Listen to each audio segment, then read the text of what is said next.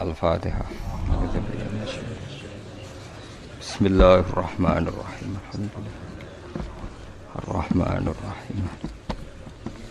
Surah Khairil Maghdubi 'alaihim waladdallin.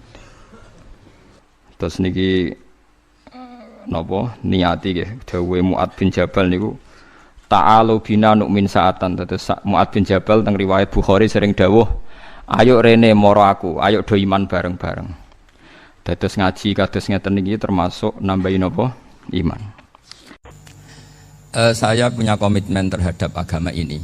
Baik tadi yang dikatakan Pak Rektor, ada unsur ulama, ada unsur habaib, ada unsur pengusaha, ada unsur birokrat.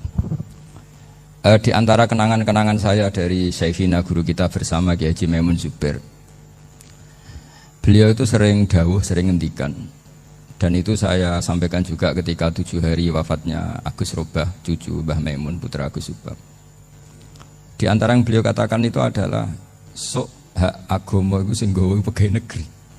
Itu berkali-kali beliau ngendikan gitu. Ya saya agak bantah. Lah kalau santri, Bah, ya santri karuan mesti gawe agama, tapi sok ben sing gawe pegawai negeri. Setelah saya jadi kiai dan penelitian, saya itu berkali-kali didatangi dokter, tentara, juga polisi. Mereka sering bilang gini, "Gus, saya ini dokter negeri. Saya ke NTT, ke Papua, karena saya muslim, berkebutuhan Islam, maka dibikinkan musola, dibikinkan masjid. Kalau kiai tidak bisa, bikin sendiri urunan, mau narik siapa? Gitu. Mau narik tarikan di jalan yang mau nyumbang siapa? Tapi kalau kebutuhan negara, karena tugas negara, ya difasilitasi negara, dan tidak dianggap misionaris karena negara. Begitu juga di beberapa negara yang non-muslim kayak di Argentina, di Venezuela, itu ada masjid, ada kajian Islam ya karena duta besar, dan itu aparat negara. Disinilah kearifan para ulama berkoalisi dengan umarok dengan makna yang positif, bahwa agama ini harus ditopang umarok, sistem negara. Tentu di situ ada tentara, ada polisi, ada macam-macam. Kita sebagai kiai juga nggak berdaya di depan para bandar narkoba apa-apa kalau nggak ada BNN. Kita mau apa dengan korupsi kalau tidak ada KPK. Sehingga kearifan para guru-guru kita, mulai Mbah Maimun, bapak saya sendiri, NU, Muhammadiyah, semua ormas-ormas Islam itu pasti maulah kerjasama. Karena kita siapa ya kalau tidak kerjasama. Dan di antara pesan Rasulullah SAW adalah yaduwahi ma'al jamaah. Jadi apa ya, kebersamaan itu sudah berkah. Fa inna yadawahi ma'al jamaah. Jadi berkah. Lalu kenapa saya kalau ngaji bawa kitab? Ini agak sebetulnya itu lazim. Lazim itu suatu yang harus. Tapi karena kelamaan mubalek itu tidak pakai kitab. Seakan-akan bawa kitab itu yang aneh. Sebenarnya aneh mereka. Karena begini logika simpelnya ya. Umat Nabi ini berhak dapat apa coba? Berhak dapat warisan yang paling luhur, paling hebat, paling jernih. Apa itu Quran dan hadis? Pertanyaannya, siapa yang paling punya hak otoritatif untuk menerangkan Quran hadis? Ulama. Ulama yang mana? Ya yang kapabel, yang sudah diakui dunia kayak Imam Ghazali, Imam Bukhari, Imam Syafi'i. Artinya kalau kita tidak pakai materi itu ulama mendapat pikiran kita, bukan mendapat pikiran mereka. Saya ulang lagi, kalau kita tidak pakai materi yang otentik, yang orisinil, umat ini mendapat pikiran kita, bukan pikiran mereka. Maka saya berusaha supaya teman-teman semua umat Islam dapat pikiran-pikirannya Imam Ghazali, pikiran-pikiran Imam Bukhari, pikiran-pikiran Abdul Qasim Al-Junaidi, kejernian-kejernian Abu Yazid Al-Bustami. Kejernian itu diantaranya adalah misalnya makalah yang menurut saya itu makalah yang super. Jadi untuk ngadepi krisis karena COVID atau karena apalah, itu lama dulu sederhana sekali. Beliau-beliau punya rumus yang mungkin jarang didengungkan orang, tapi saya akan kampanye rumus ini. Al-istighna, hakikatul istighna itu adalah al-istighna anis syai' labihi. Jadi pemenuhan kebutuhan yang sebenarnya adalah kita berusaha menghindari sebanyak mungkin kebutuhan yang sekunder, yang enggak penting. Bukan memenuhi semua yang kita inginkan. Jadi misalnya begini ya, kalau kita lapar, itu keinginan kita itu makan enak apa asal makan? Tentu jawabannya asal makan yang sehat. Tapi kalau nuruti nafsu kita, makannya yang enak, teman makan ya enak. Terus di warung yang favorit. Ini kan satu kebodohan. Kenapa untuk makan saja butuh definisi sekian banyak? Yang kita harus kecewa, warung favoritnya bisa sudah tutup. atau kita ke sana harus macet, ribet. Yang benar-benar arif dan bijaksana itu adalah al-istighna anisya. Sesuatu yang tidak mendesak itu jangan jadikan kebutuhan. Sehingga kalau kita puasa misalnya, semua makanan itu enak karena kita sangat lapar. Sehingga Abul Qasim Al-Junaidi ketika ditanya, ma idamut to'am, lauk makanan itu apa? Jawabannya lucu, alju, lapar. Kalau kamu lapar ya semuanya enak. Ini sudah mulai hilang. Kita bilang makan enak itu ya sate, ya gulai, ya pizza yang kita senang. Akhirnya apa? Untuk nikmati nikmatnya Allah itu kita jadi ribet. Apalagi yang orang-orang fasik harus ditemani perempuan yang tidak halal misalnya, atau harus ada ajudan, ribet. Nah pertanyaannya, orang yang ribet sama yang nggak ribet itu pinter mana? Pinter yang nggak ribet. Nah ini kearifan-kearifan yang mulai hilang. Lalu siapa yang bisa mewarisi itu? Ya ulama. Jadi ulama itu cara berpikir sebenarnya simple. Makanya mereka sering kalau tahajud itu. Di antara makalah Sayyidina Ali paling terkenal dan yang menjadikan beliau punya derajat yang luar biasa itu adalah kafani izzan an takuna li robban wa kafani fakhran an akuna laka abdan. Ya Allah, saya ini sudah begitu mulia, begitu terhormat dan sangat-sangat terhormat. Karena yang menjadi Tuhan itu Engkau. Jadi rumus pertama itu karena yang menjadi Tuhan itu Engkau. Hanya Tuhan yang abadi, Tuhan yang pertama, hanya Tuhan yang al-awwal. Coba ya Allah, kalau saya ini punya Tuhan Fir'aun, punya Tuhan mati jadi tontonan lagi, itu kerennya di mana coba? Andaikan kita punya Tuhan Fir'aun, atau punya Tuhan yang asal usulnya manusia, apapun hebatnya manusia itu, kita punya Tuhan manusia itu. Tuhan yang lapar, yang kalau nggak makan mungkin pingsan, mungkin bisa kena konflik, nanti Tuhannya diisolasi, kayak apa? Makanya ketika Tuhan Allah menyindir ketuhanan selain Allah itu, Allah hanya menyindir dengan kalimat sederhana, karena yakulanit to'am, yang kamu tuhankan itu masih makan. Artinya kalau nggak makan ya lemes. Jadi lama-lama ada orang gini, alhamdulillah tadi Tuhan mampir ke saya, kelihatannya lapar, setelah tak kasih makan sehat lagi. Susah nggak punya Tuhan yang seperti itu. Beda dengan Tuhan kita. Tuhan yang nggak butuh makan, nggak butuh minum, al-qayyum, zat yang berdiri sendiri tanpa butuh yang lain. Al-awwal, sebelum ada langit bumi sudah ada Tuhan kita yaitu Allah. Bandingkan dengan Tuhan-Tuhan yang dipertuhan yang lain, yang adanya setelah bumi, misalnya Fir'aun dan sebagainya. Sehingga Sayyidina Ali pertama jadi kebanggaan apa? Kafani izzan antakuna li robban. Saya ini keren betul, karena punya Tuhan yaitu Engkau. Tuhan yang lahul asma'ul husna, Tuhan yang semuanya punya kebaikan, punya keabadian, punya keagungan. Terus wa kafani fakhron an akuna laka abdan, dan saya bangga sekali karena saya menjadi hambamu. Kalau saya jadi hambanya Pak Rektor ribet kan, sudah tak hormati ternyata nanti tidak rektor, ya kan ribet kan. Terus pokoknya ribet, jadi budaknya manusia itu ribet. Makanya ada seorang wali datang ke temannya yang jadi presiden atau jadi raja. Datang ke situ karena tidak punya uang, mau minta uang karena temannya raja. Setelah sampai sana ternyata temannya ini karena orang soleh pas berdoa, ya Allah saya minta ini, minta ini, minta ini. Terus si wali tadi pulang. Kenapa kamu pulang? Ternyata dia sama, masih minta-minta kayak saya. Jadi sederhana deh. Sama-sama minta kamu, minta zat yang kamu mintain katanya. Jadi dulu itu orang itu sebegitu dekat dengan Allah. Sehingga si raja ini terus ketemu wali tadi tanya, kenapa kamu menyepelekan saya padahal sekarang saya raja. Terus ditanya sama wali tadi, karena temannya, kalau kamu di padang pasir tidak bisa minum dan harus minum 1 gelas, dengan ongkos kamu harus mengasihkan semua kerajaan kamu demi minuman itu. Pilih mana, minuman apa tetap jadi raja? Ya saya milih bisa minum. Saya tidak raja tetap hidup, tapi kalau nggak minum mati. Bagaimana Anda bangga dengan satu kerajaan sing la yusawi kak samain, yang tidak sama dengan segelas air. Jadi artinya terus mereka melihat jadi raja itu ya biasa, jadi presiden biasa, jadi rektor biasa. Karena mereka biasa berlogika, hakikatul izzah itu ya taqarrub ila Allah, yang benar-benar terhormat itu ya dekat dengan Allah. Begitu seterusnya mereka bikin paradok-paradok yang aneh, tapi itu menjadi pelajaran. Bapak saya, Ki Nur Salim itu senang baca anekdot Nasiruddin Koja.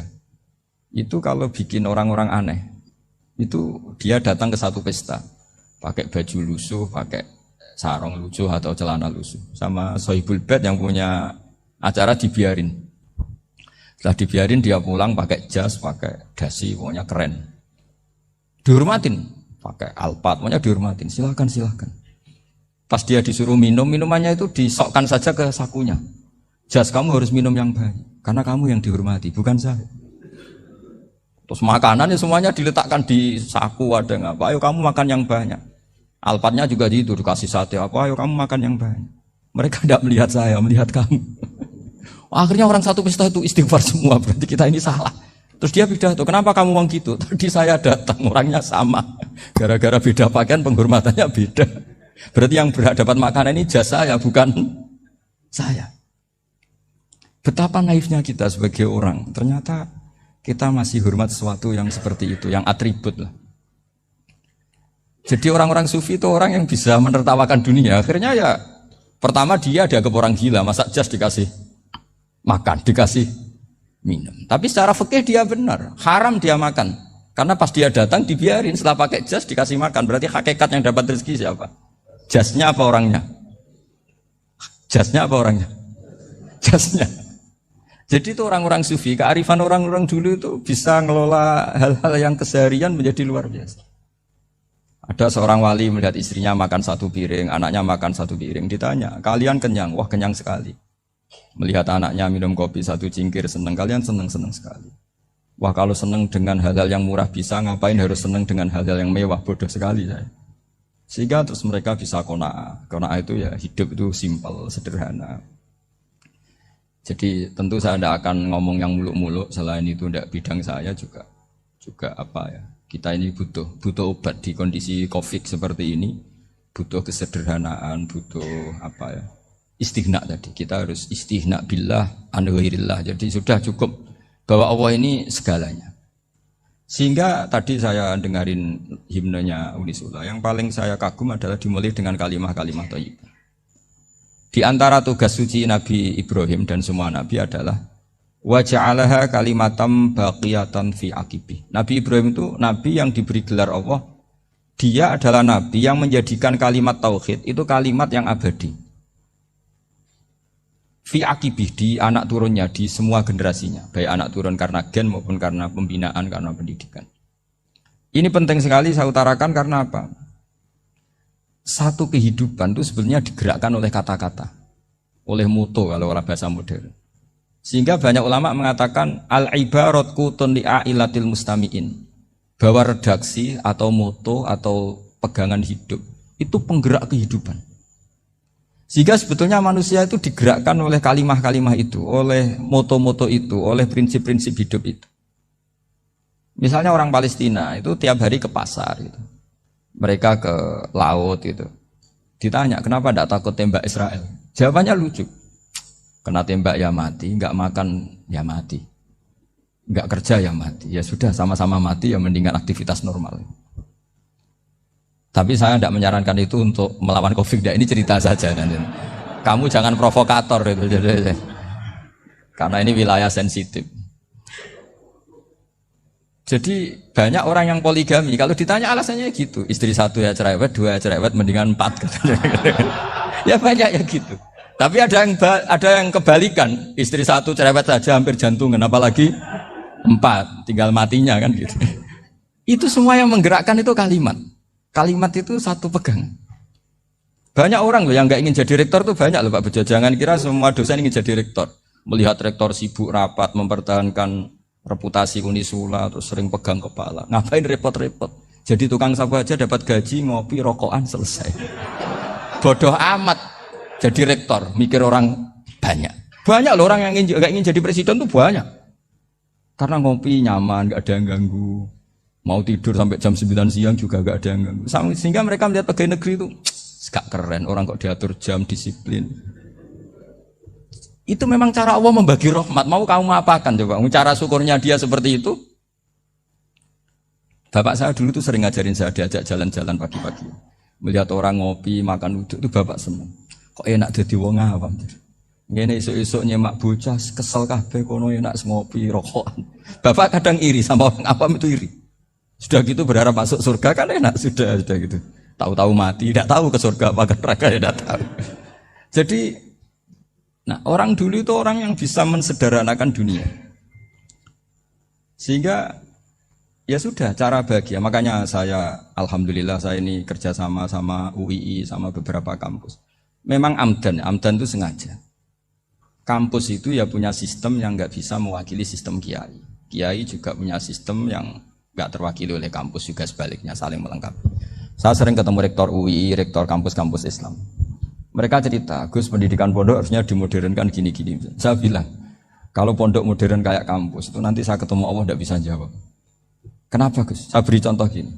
Kalau misalnya perempuan perawan lah atau apa saja, pokoknya perempuan mau tanya tentang menstruasi atau haid. Kalau semuanya sistem kampus, dia harus kuliah dulu. Registrasi dulu, kuliah dulu, bayar dulu. Dan dapat jawabannya nunggu mata kuliah pas itu.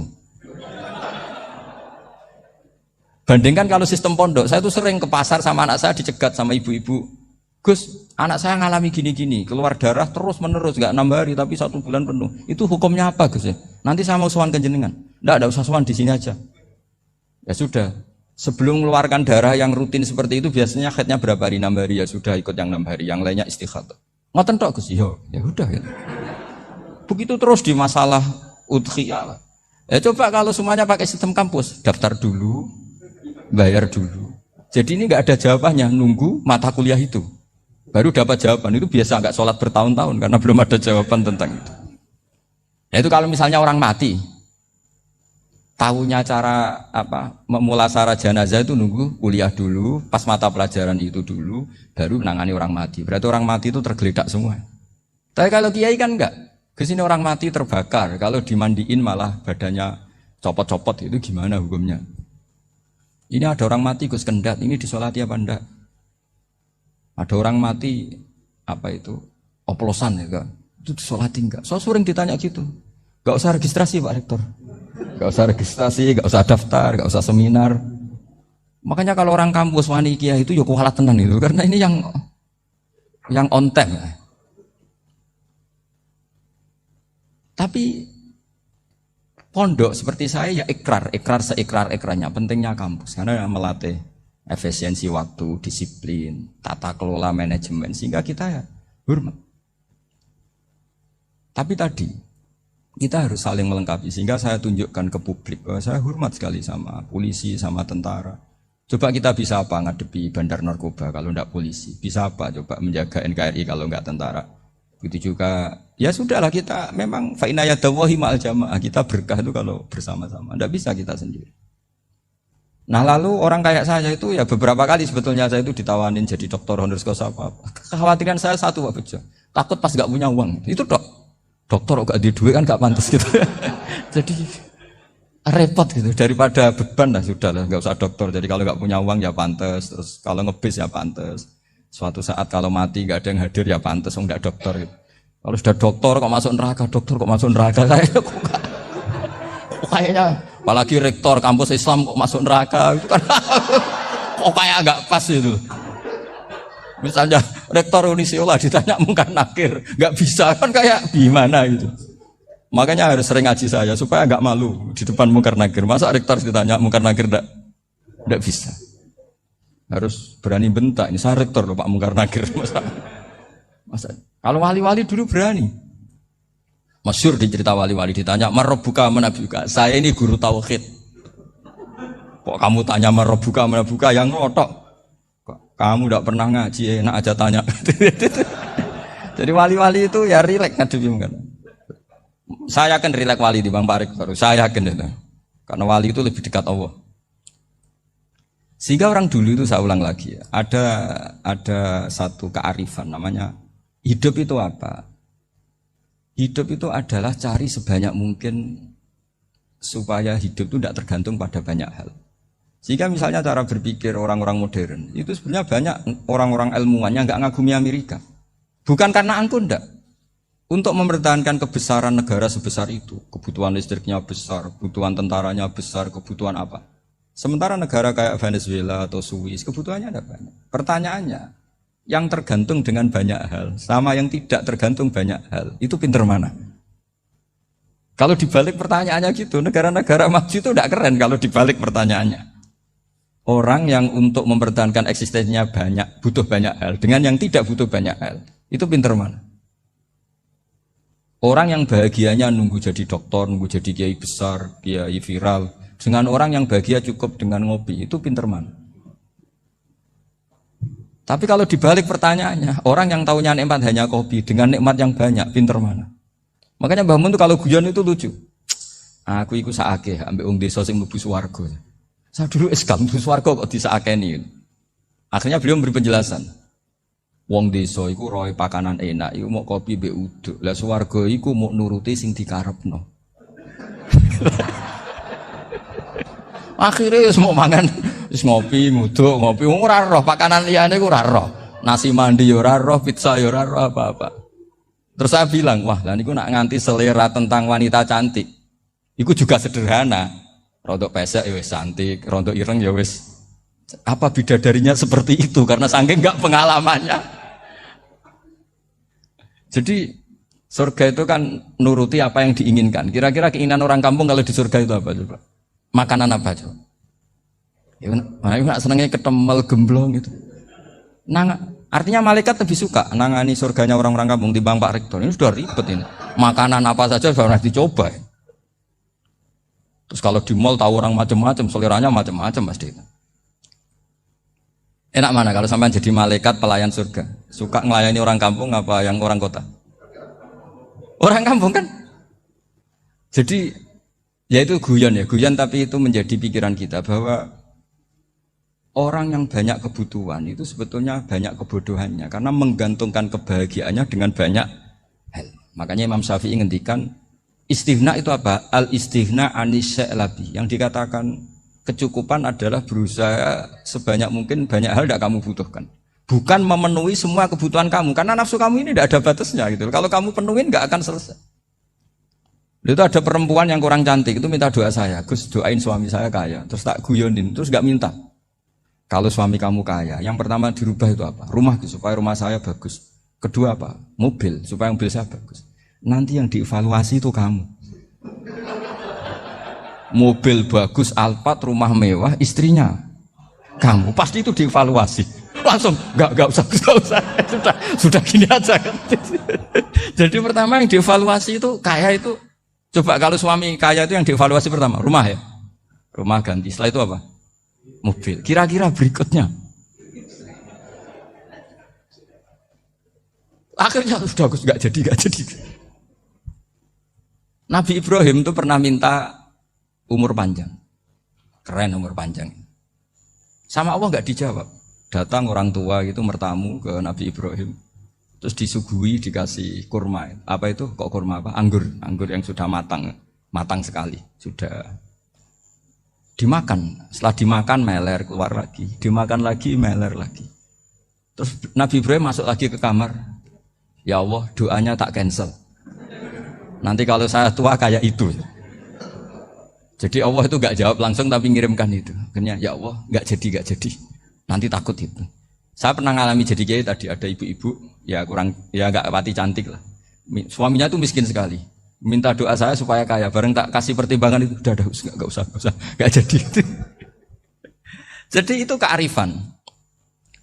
Tapi kearifan ini harus kita tanamkan. Saya nggak bisa membayangkan Indonesia yang besar ini. Andai kan tidak ada qanaah, nerimo ing pantum. Coba sekarang ada COVID.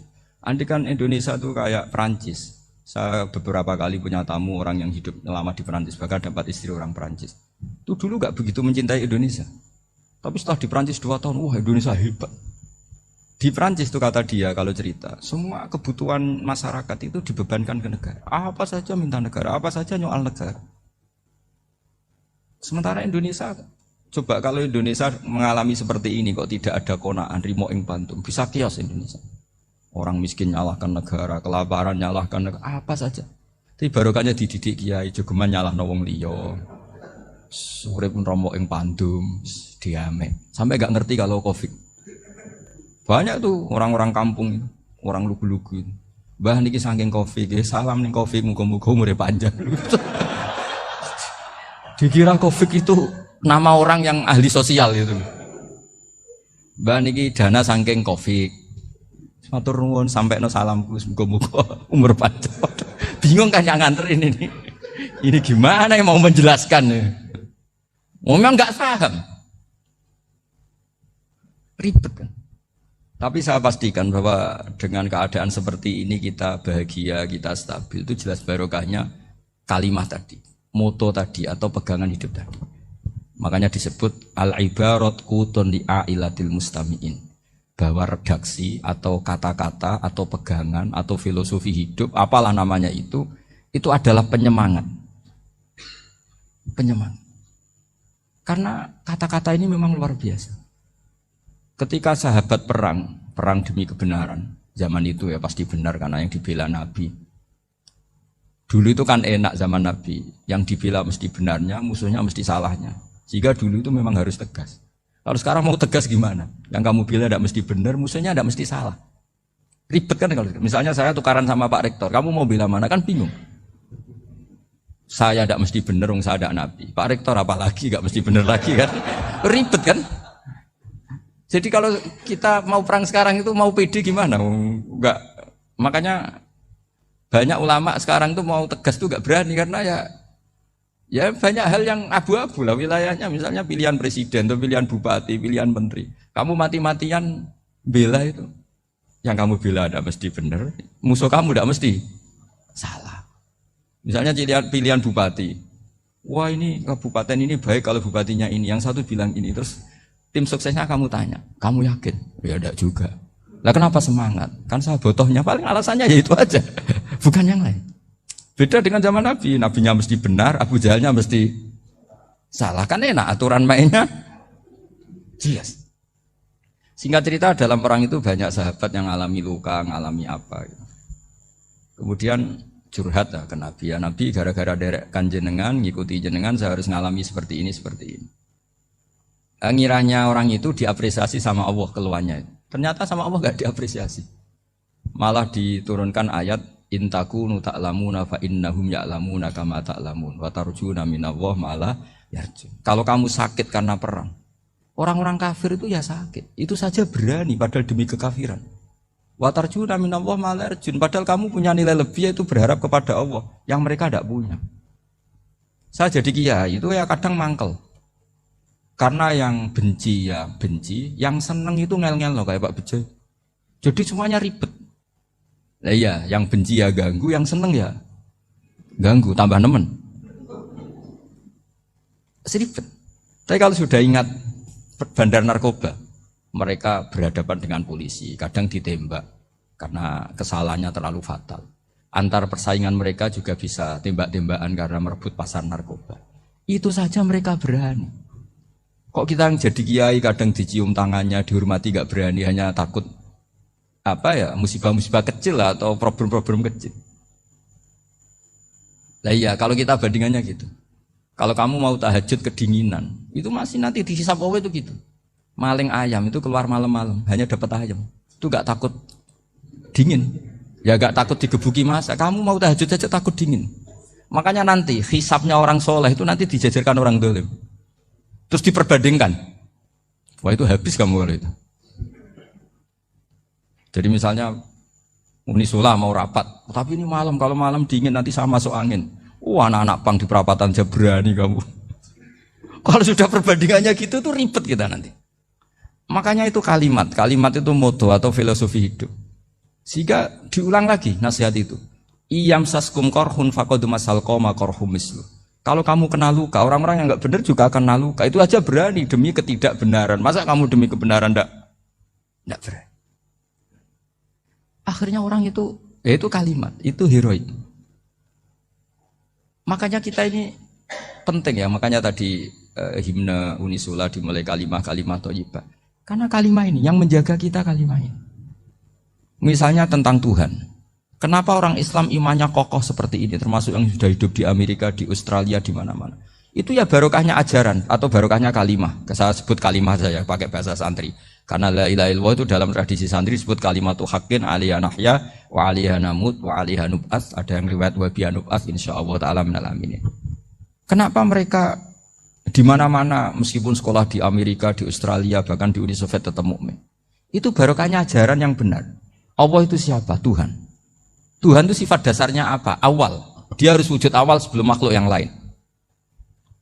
Sehingga ketika ada negara yang maju, yang tertib, manajemennya tertib, masyarakatnya makmur, tapi punya Tuhan yang tidak seperti itu, tidak awal, itu sudah gak nyaman. Karena ndaklah keren Tuhan saya, karena Tuhan saya itu al-awwal, zat yang pertama. Tuhan saya keren lah, zat yang gak mati. Tuhan yang gak mati, yang gak pernah mengalami kematian. Sehingga tontonan atau yang dilihat kenikmatan-kenikmatan yang lain ini tidak mengubah dia pendirian tentang Tuhan. Karena mantapnya satu kalimat tadi bahwa Tuhan itu ya harus satu, harus awal, harus tidak mati, tidak rusak, tidak mengalami apa-apa yang membahayakan. Sehingga ketika ditawarin Tuhan yang lain meskipun menjanjikan secara finansial atau kemakmuran, mereka gak tertarik. Itu coba, itu barokahnya makmur apa barokahnya ajaran? Barokahnya ajaran, sering negara Islam itu kalah makmur dengan mereka, tapi barokahnya ajaran ini tetap apa? Tetap Islam. Makanya Nabi Ibrahim, Nabi yang sukses bikin wa ja'alaha kalimatam baqiyatan fi aqibi. Sehingga kita ini bekti sama orang tua misalnya, itu ya karena ajaran. Suwargamu itu karek wong tuamu, nak wong tuamu ridho, Allah ridho, nak ora ridho, Allah ora ridho. Ridho wa fi ridhol walidain wa sakhatu wa sukhtu wa fi sakhatil. Sehingga ketika ada orang tua yang agak brengsek gitu, anak-anak tetap hormat. Punya orang tua yang miskin, yang sudah miskin, tukang tombok nomor, banyak kan di kampung gitu. Ya tetap hormat. Coba kalau dari awal kita ngajari orang tua kamu hormati ya, kalau baik, kalau tidak usah. Bisa geger Indonesia. Tapi barokahnya ajaran-ajaran itu Indonesia tertib karena ada ajaran. Nah ini di sini pesantren dan Unisula semua harus berkontribusi membuat ajaran yang benar itu adalah ciri utama Islam. Sehingga Islam ini dimulai dengan ajaran kalimatu haqqin alaiha nahya wa alaiha namut. Sehingga kita tenang seperti ini. Saya ini termasuk kiai yang tenang. Meskipun kata orang banyak saya ini kiai besar, tapi termasuk kiai yang paling tenang. Termasuk yang paling tenang. Karena saya ini pakai mazhab orang-orang hebat. Saya berkali-kali cerita, orang kayak Imam Syafi'i itu orang yang luar biasa. Saya berkali-kali cerita, orang yang tadi nyium tangan kamu ya Imam Syafi'i, di belakang tuh ngerasani kamu, menghujat kamu. Jawabannya enak saja. Berarti saya alhamdulillah orang yang wibawa. Buktinya di depan saya nggak berani. Jadi enteng saja. Diceritain sebagian kampung, sebagian separuh dari warga kamu itu nggak suka kamu. Ya bagus lah nggak suka saya, nggak akan utang duit saya. Di mana-mana orang utang tuh karena teman dekat. Kalau nggak seneng pasti minimal nggak utang, nggak pinjam mobil, nggak pinjam apa. Berkah mana yang seneng sama yang gede? Jadi dianggap enteng saja. Semua yang dialamin dianggap enteng saja. Misalnya punya istri pemarah, ya baguslah marahin suami. Kalau marahin tonggo malah ribet. Jadi kamu harus terima kasih kalau dimarahin istri. Baguslah marahin saya mah, kalau marahin tonggo ribet. Jadi enteng saja. Tapi kita sekarang itu karena nafsu ya, sehingga menghadapi hidup ini ribet. Ulama dulu kalau mau mati itu senangnya bukan main. Sudah lama saya ini ingin gak maksiat. Kayaknya gak maksiat paling efektif itu mati. Ya tidak apa-apa Gusti, kalau sebaiknya mati ya mati aja. Enteng saja. Jadi melihat kematian itu akhir dari segala keburukan atau potensi keburukan. Apapun baik kita sekarang, suatu saat mungkin kita gak baik. Yang bisa menghentikan ketidakbaikan atau potensi ketidakbaikan itu apa coba? Mati kan? Berarti mati itu mengerikan apa menyenangkan?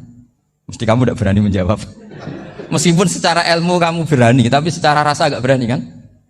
Saya ulang lagi ya. Yang bisa menghentikan keburukan atau potensi keburukan itu apa coba? Apa? Kematian. Berarti kematian itu menyenangkan atau menyusahkan? Apapun kamu tidak berani jawab karena kamu agak-agak duniawi itu kelihatannya. Tapi secara ilmu, kamu tahu kan kalau mati itu tidak buruk-buruk banget. Karena apa? Itu akhir dari segala keburukan. Sehingga Nabi ngajarkan kalimat begitu luar biasa. Allahumma ahyini maka natil hayatu khairan li Wa tawaffani makanatil wafatu khairan. Nabi melihat dunia itu begitu indah. Ya Allah, kalau saya ini hidup, anggap saja hidup ini ziyadatan li fi kulli khairin, menjadi modal saya menambah segala kebaikan. Jika suatu saat saya mati, anggap mawon rohatan li min kulli syarrin, itu akhir dari segala keburukan saya. Sehingga mati hidup ya baik karena di situ kita bisa berkontribusi beramal soleh, mati juga baik karena mengakhiri segala keburukan. Nabi nate ngendikan lagi, ajaban li amril mukmini inna amrohu kullahu khair. Orang mukmin itu mengagumkan, semuanya baik. In asobathu na'ma syakara fakana khairan lah. Kalau baru dapat nikmat, dia syukur, maka itu baik. Wa in asobatu dharra sabara. Kalau dapat masalah mereka sabar, itu juga baik. Sehingga orang mukmin dua sisinya pasti baik. Itu juga kalimat, maksudnya moto atau pegangan hidup. Nah berikut ini saya beri contoh, ini kenangan saya, ini contoh terakhir.